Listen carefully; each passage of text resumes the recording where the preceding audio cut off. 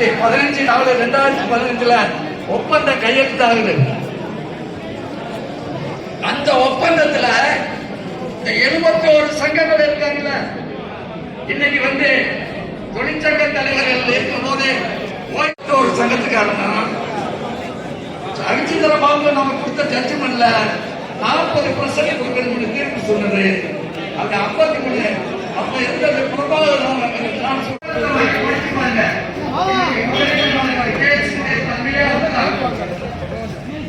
புதிய ஒப்பந்தத்தை அரசு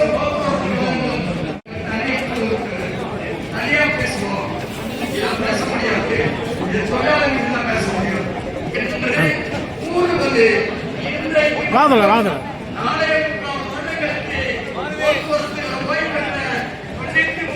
தொழிலாளியை பாதுகாக்க வேண்டும் என்று ஞானோதயம் வந்தவர்கள் கொஞ்சம் திருப்பி பார்க்கணும்.